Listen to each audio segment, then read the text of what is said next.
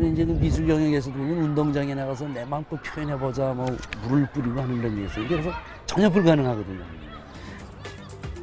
학교 운동장에 인조잔디 조성 사업이 본격적으로 시작된 지 6년째 접어듭니다. 정부와 업체들은 인조잔디 운동장을 잘 관리하면 최대 8년까지 사용할 수 있다고 합니다. 과연 그럴까? 학생들이 축구를 하고 있는 인조잔디 운동장. 얼핏 보기에도 초록색보다는 검은색이 눈에 쉽게 띕니다.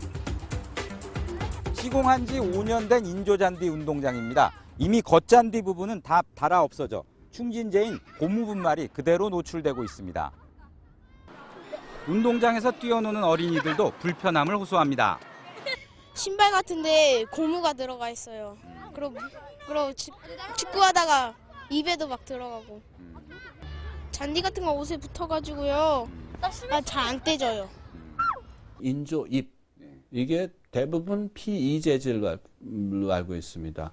그게 충분히 한 4cm, 5cm 정도 되고 밑에 한 2cm 정도가 충진재로 쌓였을 때는 비닐을 그냥 놓은 채로 계속 갈아 부벼서 얼마나 가겠습니까? 천연잔디에 비해 유지관리비는 저렴하지만 수명이 다한 인조잔디를 걷어내고 새 것을 깔 때 2억 원 정도가 필요합니다. 걷어낸 인조잔디는 특수 폐기물이기 때문에 폐기 비용도 추가로 드는데 관리와 교체 비용은 예산에 잡혀 있지 않아 고스란히 학교 몫이 되는 것입니다. 현대화 사업 예산을 받게 되면은 초기 운동장 그 환경 구성 사업에 다 들어가기 때문에 그 뒤에 그 교체 비용이라든가 이런 것은 따로 외부에서 지원받을 수 없습니다. 학교에서 예산을 확보해야 되는데. 논란이 계속되자 정부는 2008년 아예 사업 명칭을 다양한 학교 운동장 조성 사업으로 바꿨습니다. 2009년부터 4년 동안 5천억 원의 예산을 들이는데 인조잔디 외에 천연잔디, 마사토, 감남석 운동장 가운데 학교가 선택할 수 있도록 했습니다. 하지만 지난해 11월까지 운동장 조성 사업이 추진된 학교 가운데 인조잔디 운동장은 전체의 75%로 여전히 가장 많은 선택을 받고 있습니다. 충청남도 아산의 한 중학교. 학교에 들어서자 검은색 운동장이 눈에 띕니다.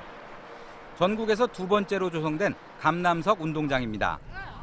학교 측과 학부모들은 오랜 기간 동안 다양한 운동장들의 장단점을 비교한 뒤 감남석을 선정했습니다. 감남석 광산까지 직접 찾아가는 등 발품을 아끼지 않으며 신중하게 검토했다고 합니다. 인조잔디의 우선 재료들이 화학물질들이기 때문에 오랫동안 햇빛에 노출되게 되면은 광분해가 일어나기 때문에 여러 가지 학생들 건강에 좋지 않을 것 같은 그런 생각이 들었고. 이 학교도 추진 과정에서 인조잔디를 선택하라는 권유를 많이 받았다고 합니다.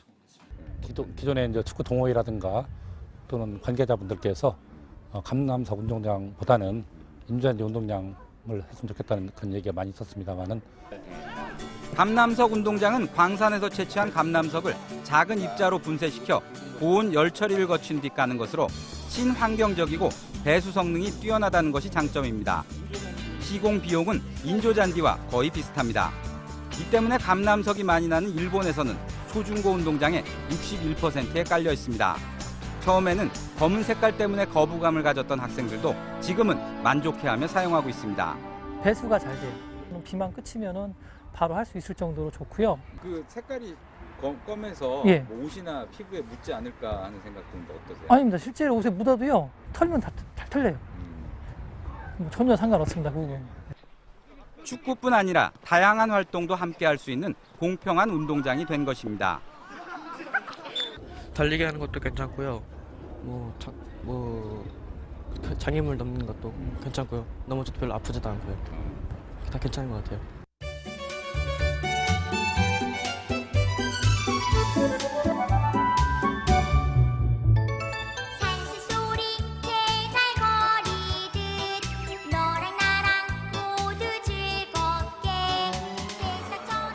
서울 공릉동의 한 초등학교. 학교 한켠에 마련된 생태숲에서 저학년 학생들은 그림 그리기, 고학년 학생들은 자연 관찰 수업이 한창입니다. 이 학교도 지자체로부터 인조잔디 운동장을 권유받았지만 논의 결과 흙 운동장은 그대로 두고 대신